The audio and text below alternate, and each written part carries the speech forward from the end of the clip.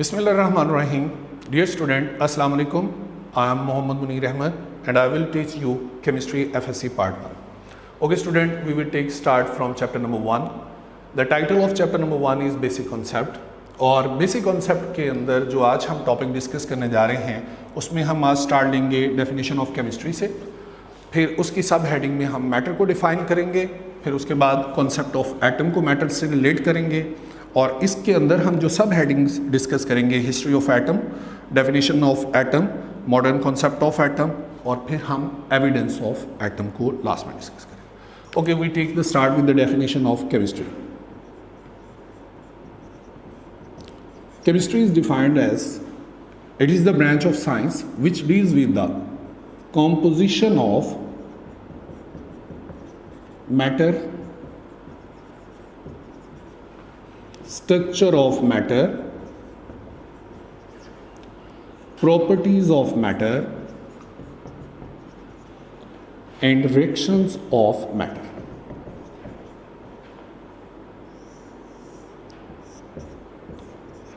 इन student हम chemistry के अंदर रिवॉल्व करते हैं around the matter. Now we define matter. Anything which have mass and occupy space is called matter. Student यहाँ पर एक क्लैरिटी बहुत ज़रूरी है कि हम जब बच्चों को क्वेश्चन करते हैं कि मैटर की एग्जांपल, तो मोस्टली स्टूडेंट हमारे पास सॉलिड फेज की एग्जांपल देते हैं.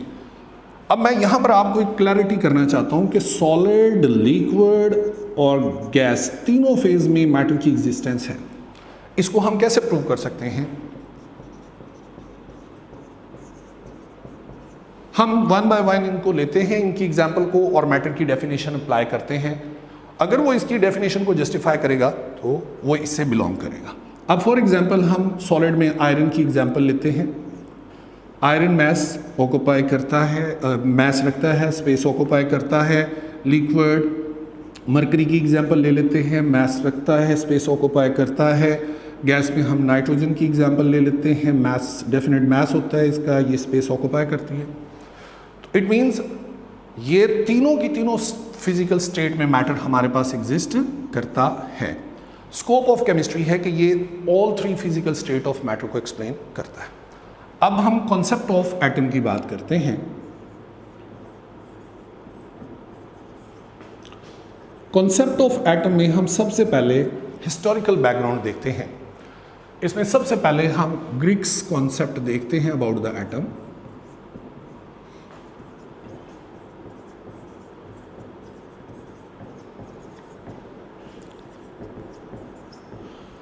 ग्रीक्स का ये कॉन्सेप्ट था कि matter is composed of small indivisible particle. उनका ये भी स्ट्रांगली बिलीव था कि अगर हम मैटर को ब्रेक डाउन करें तो ये एक बेसिक यूनिट जिसको हम सब डिवाइड नहीं कर सकते वहाँ पहुँच के रुक जाता है, इसको मज़ीद ब्रेक डाउन नहीं किया जा सकता. इस बेसिक यूनिट को डेमोक्रिटस ने नाम दिया एटमॉस का, जिससे हम अब एटम कहते हैं. ये ग्रीक वर्ड है एटमॉस विच मीन इंडिविजिबल. तो डेमोक्रिटस ने फर्स्ट टाइम एटमॉस का वर्ड इस बेसिक यूनिट के लिए इस्तेमाल किया जिसको हम इंडिविजुअल, और वहां से हमारे पास अब ये वर्ड एटम हम ड्राइव करते हैं. हिस्टोरिकली जब हम इससे आगे बढ़ते हैं तो 17th सेंचुरी में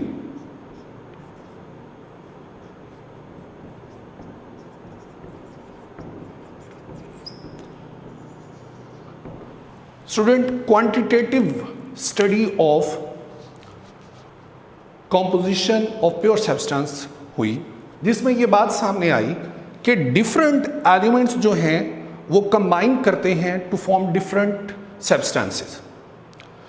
इसी क्वांटिटेटिव स्टडी में ये बात भी क्लियर हो गई कि how different elements combine to form a compound और how compound break into elements.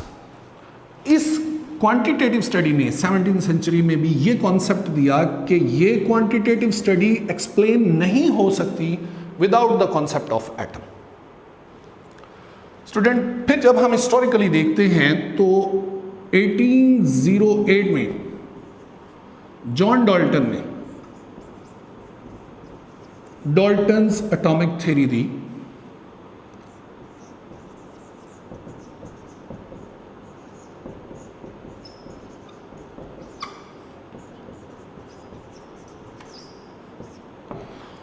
इस थ्योरी में जॉन डाल्टन ने दो लॉज इंट्रोड्यूस करवाए। Law of conservation of matter, इसी को हम law of conservation of mess भी कहते हैं। और दूसरा हमारे पास लॉ जो इसने इंट्रोड्यूस करवाया, law of definite proportion. Okay student, अब मैं आपको इन दोनों लॉज को एक्सप्लेन करता हूं। Law of conservation of mass को हम डिफाइन करते हैं, mass neither be create not be destroyed, it change one form to another form. इसकी एग्जाम्पल के तौर पे मैं आपके सामने फॉर्मेशन ऑफ वाटर की इक्वेशन लिखता हूं। Let we have hydrogen, it react with oxygen to form water. अब इस इक्वेशन में देखें, 2 ग्राम ऑफ हाइड्रोजन हमारे पास 16 ग्राम ऑफ ऑक्सीजन से मिलके 18 ग्राम ऑफ वाटर फॉर्मेशन होता है। सो हमारे पास मैस लॉस नहीं हुआ, एक शक्ल से दूसरी शक्ल में चेंज हो गया, from one form to another form. अब हम लॉ ऑफ डेफिनेट प्रोपोर्शन को डिफाइन करते हैं। According to the statement of law of definite proportion, elements combine in definite ratio by mass to form a compound. जब भी हमारे पास एक compound formation होता है तो उसके अंदर एलिमेंट्स की डेफिनेट रेशियो होती है बाय मास। इसके लिए मैं आपके सामने एक एग्जांपल लेके आता हूं।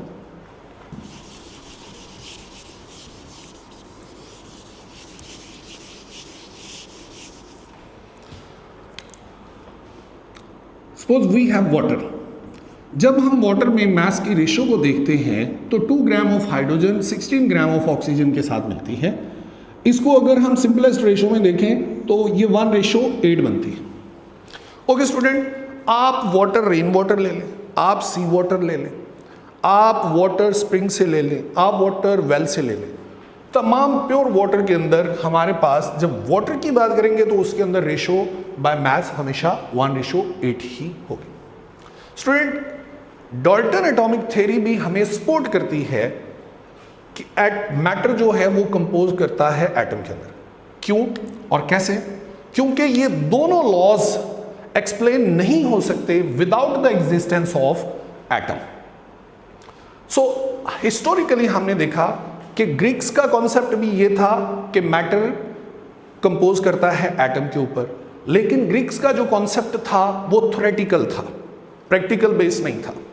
फिर 17th सेंचुरी में क्वांटिटेटिव स्टडी ने भी ये डिस्क्लोज किया कि मैटर जो कंपोज करता है वो एटम के ऊपर कंपोज करता है।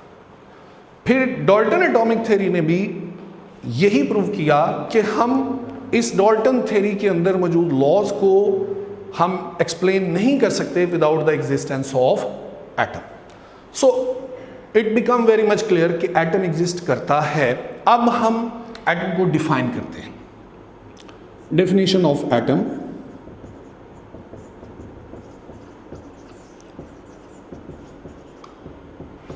एटम को हम दो तरह से डिफाइन करते हैं। It is smallest particle of an element which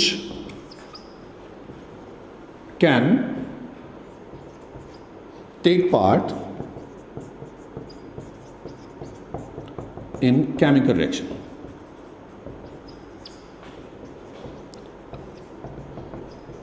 okay student, ये हमारे पास एक डेफिनेशन है। इसके अकॉर्डिंगली हम इसको डिफाइन करते हैं। It is the smallest particle of an element which can take part in a chemical reaction. इसी को हम एक और तरह से भी डिफाइन कर सकते हैं। It is smallest particle of an element which may or may not exist independently. Okay student, इस डेफिनेशन के अंदर हमारे पास ये वाला पार्ट मे और मे नॉट, यहाँ पर आपको ज़रूरत है कि इसकी क्लैरिटी की जाए। हम कहते हैं कि एटम इंडिपेंडेंटली एग्जिस्ट कर भी सकता है और नहीं भी करता। अब जो एग्जिस्ट कर सकता है उसको हम एक्सप्लेन करते हैं कि किस तरह। इसके लिए हम एग्जाम्पल लेते हैं नोबल गैसेस की। हम फॉर एग्जाम्पल जब नोबल गैसेस को डिस्कस करते हैं तो ये ग्रुप नंबर 18 बनता है,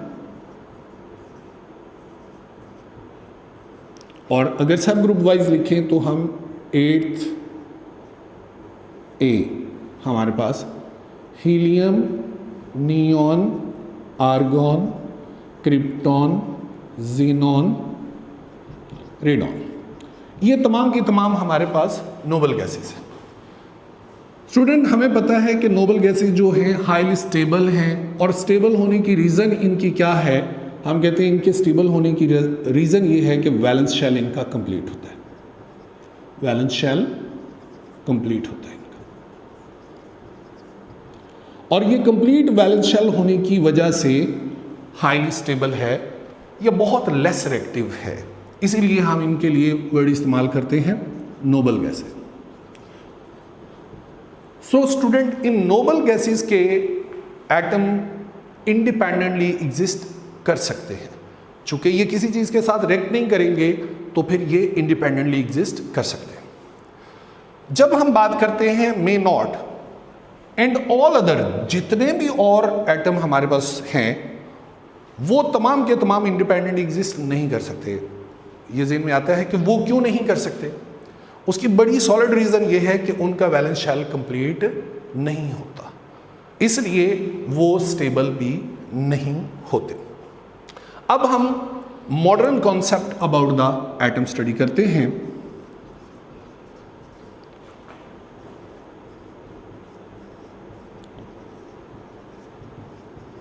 ओके स्टूडेंट, हम पीछे से अभी तक ये पढ़ते आए हैं एटम स्मॉलेस्ट यूनिट है, इंडिविजिबल पार्टिकल है, इसको ब्रेक नहीं किया जा सकता, इसको तोड़ा नहीं जा सकता। बस इसी बेसिक, ग्रीक्स का भी यही कॉन्सेप्ट था, क्वांटिटेटिव स्टडी के अंदर भी यही बात साबित हुई, डाल्टन एटॉमिक थ्योरी में भी यही बात थी कि हम एटम को सब डिवाइड नहीं कर सकते।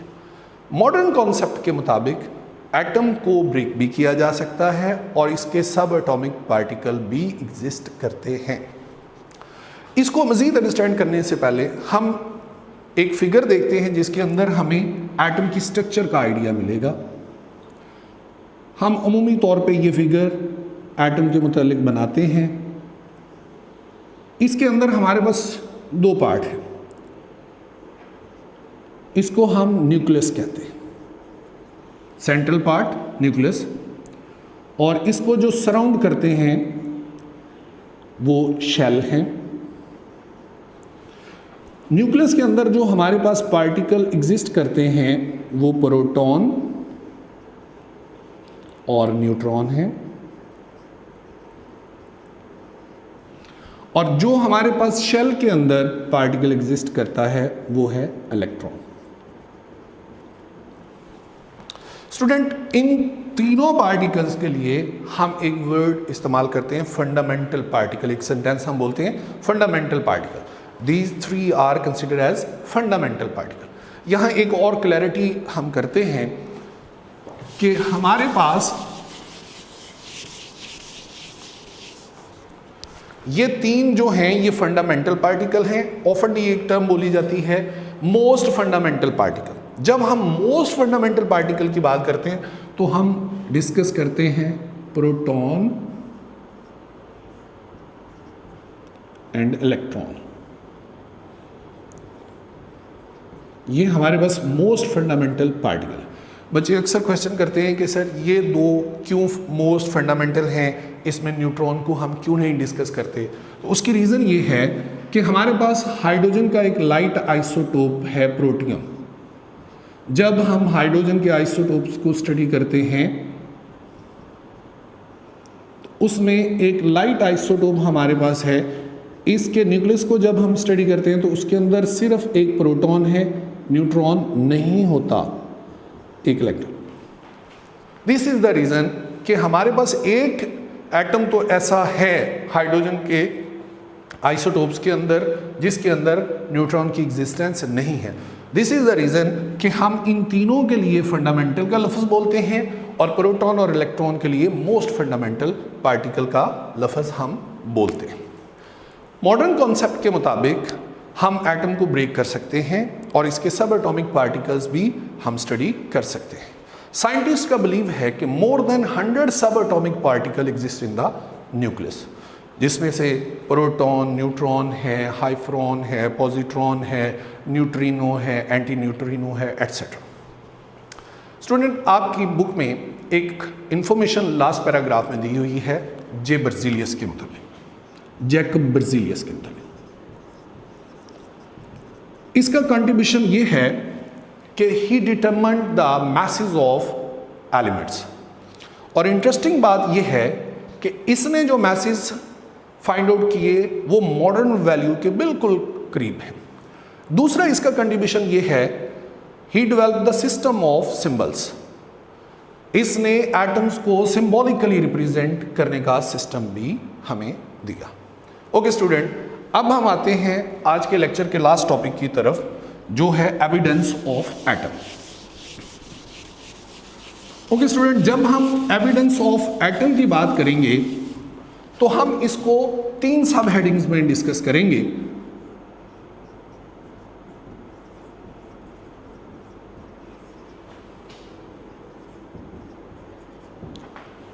पहला हमारे पास ह्यूमन आई,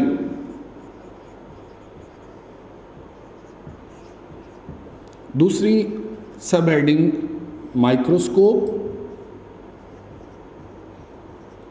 और फिर तीसरी हम बात करेंगे इलेक्ट्रॉन माइक्रोस्कोप।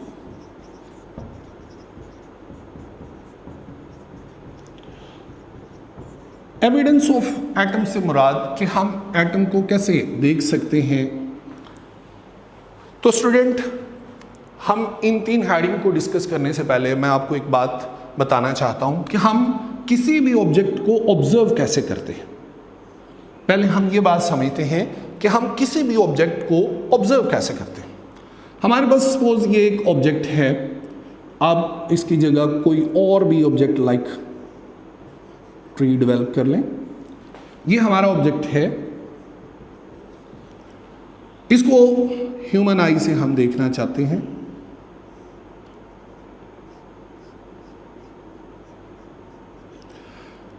इस ऑब्जेक्ट को ऑब्जर्व करने के लिए हमें एक लाइट सोर्स रिक्वायर्ड है। अब लाइट सोर्स से लाइट आती है, इससे टकराती है, आई में आती है और हम इसको ऑब्जर्व कर लेते हैं। अब इसको ऑब्जर्व करने के लिए हमें लाइट सोर्स रिक्वायर्ड होता है, लाइट रिक्वायर्ड होती है। हम इस लाइट सोर्स और इस ऑब्जेक्ट के दरमियान में एक रिलेशन है, उसको स्टडी करते हैं। वो क्या, हम ये ऑब्जेक्ट उस वक्त ऑब्जर्व कर सकते हैं अगर हमारे पास इस ऑब्जेक्ट साइज की वेवलेंथ इस लाइट सोर्स के अंदर मौजूद है, या दूसरे लफ्जों में हम कहते हैं कि लाइट सोर्स जो है हमारे पास, इसकी वेवलेंथ का रीजन इस ऑब्जेक्ट के साइज के अकॉर्डिंगली है, तो फिर हम इस ऑब्जेक्ट को ऑब्जर्व कर सकते हैं। अब हमें यह पता है कि atom is too small, atom इतना छोटा है कि उसको ह्यूमन आई से ऑब्जर्व नहीं कर सकते। सवाल ये है कि हम ह्यूमन आई से उसको क्यों नहीं ऑब्जर्व कर सकते। उसकी रीजन ये है कि हम विजिबल रीजन लाइट इस्तेमाल करते हैं जिसकी अप्रोक्सीमेट वेवलेंथ जो है वो 400 से 800 नैनोमीटर तक है, या इसी को समटाइम हम 450 टू 750 नैनोमीटर तक तस्वर करते हैं। ये विजिबल रीजन के अंदर एटम जैसी स्मॉल ऑब्जेक्ट को हम ऑब्जर्व नहीं कर सकते। दिस इज द रीजन कि हम ह्यूमन आई से इसको ऑब्जर्व नहीं कर सकते एटम को। ओके, अब हम बात करते हैं कि इससे तो हम इसको ऑब्जर्व नहीं कर सकते, तो क्या हम माइक्रोस्कोप, जिसको हम ऑप्टिकल माइक्रोस्कोप भी कहते हैं और सिंपली माइक्रोस्कोप भी हम कहते हैं, क्या हम माइक्रोस्कोप की मदद से एटम को ऑब्जर्व कर सकते हैं? तो स्टूडेंट इसमें फिर मेरे पास आंसर है कि नो, हम इसको नहीं ऑब्जर्व कर सकते माइक्रोस्कोप, सिंपल माइक्रोस्कोप की मदद से। इसमें हमारे पास रीज़न क्या है? इसमें भी रीज़न यही है कि इसमें भी हम विजिबल लाइट इस्तेमाल करते हैं, विजिबल रीजन वाली लाइट इस्तेमाल करते हैं, जिसकी वजह से हम इसको, माइक्रोस्कोप की एक लिमिट है कि ये मैक्सिमम 500 नैनोमीटर तक के साइज को ऑब्जर्व कर सकता है। अब बड़ा इंपॉर्टेंट क्वेश्चन कि हम इलेक्ट्रॉन माइक्रोस्कोप की मदद से एटम को ऑब्जर्व कर सकते हैं, देख सकते हैं, और अगर देख सकते हैं तो उसकी रीज़न क्या है, क्यों? जब हम एटम की बात करते हैं और इलेक्ट्रॉन माइक्रोस्कोप में जब इसको हम ऑब्जर्व करते हैं तो उसमें हमारे पास हम जो लाइट सोर्स इस्तेमाल करते हैं वो light source beam of electron इस्तेमाल करते हैं, और बीम ऑफ इलेक्ट्रॉन इतनी शॉर्टर वेवलेंथ रखती है कि ये अप्रोक्सीमेटली साइज ऑफ एटम के करीब होती है, जिसकी वजह से हम इस एटम को ऑब्जर्व कर लेते हैं। आई होप कि आपको ये रीजन क्लियर हो गई कि हमारे पास एटम को इलेक्ट्रॉन माइक्रोस्कोप के अंदर जब हम ऑब्जर्व करते हैं तो उसमें हमारा जो लाइट सोर्स है वो इतनी शॉर्टर वेवलेंथ वाला है जो कि अप्रोक्सीमेटली साइज ऑफ एटम के करीब तरीन होता है, जिसकी वजह से इसका हम स्केच कर सकते हैं, इसको ऑब्जर्व कर सकते हैं। आपकी बुक में एक फिगर दी हुई है जिसमें एक पीस ऑफ ग्रेफाइट की इलेक्ट्रॉन माइक्रोस्कोप से ली गई फोटोग्राफ दिखाई गई है, जिसके अंदर हमारे पास डार्क और ब्राइट लाइंस इस तरह दिखाई गई हैं।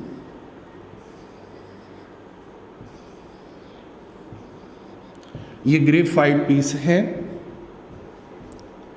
Graphite allotropic form of carbon होती है, एलोट्रोपिक फॉर्म ऑफ कार्बन है। ये हमारे पास इलेक्ट्रॉन माइक्रोस्कोप से ली गई फोटोग्राफ है इस ग्रेफाइट पीस की, और ये तकरीबन 15 मिलियन टाइम्स मैग्नीफाई करके आपको दिखाई गई। इसके अंदर हमारे पास जो ये ब्राइट लाइंस हैं,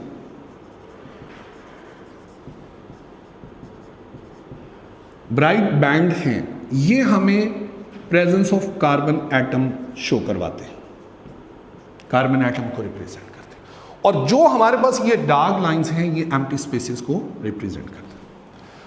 स्टूडेंट, इसके साथ ही नीचे आपको एक और इंफॉर्मेशन यहीं पे डिस्कस की गई है कि 20th सेंचुरी में जब एक्सरेज डिस्कवर हो गए तो एक्सरे एनालिसिस किए गए एटम के लिए, तो ये बात समझ आई कि एटम का डायामीटर जो है वो 2 × 10⁻⁻10 मीटर इस रेंज में एग्जिस्ट करता है। अब डायामीटर हमारे पास आपने मैथ में भी पढ़ रखा है, फिजिक्स में भी, लेकिन मैं फिर भी थोड़ा सा आइडिया दे देता हूँ।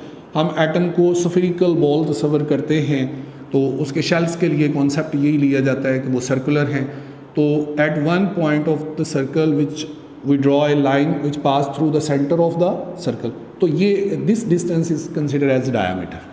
तो ये हमारे पास डायामीटर ऑफ एटम, ये बहुत स्मॉल वैल्यू है, और इसी को अगर आप नैनोमीटर में लिखना चाहें तो ये 0.2 नैनोमीटर है।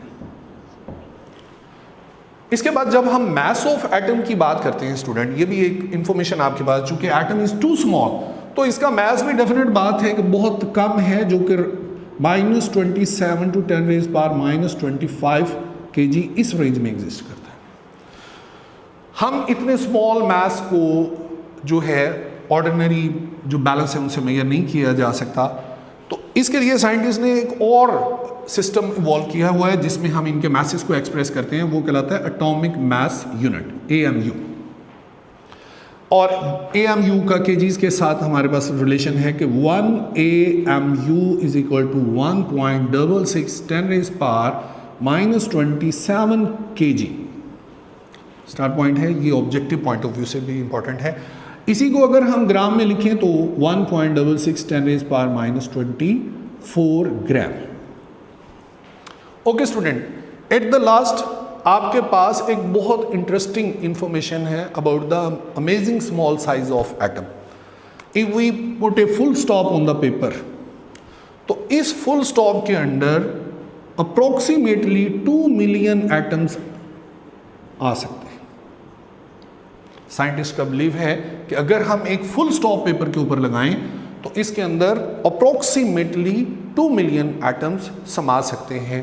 1 मिलियन मीन 10 लाख और 2 मिलियन मीन 20 लाख।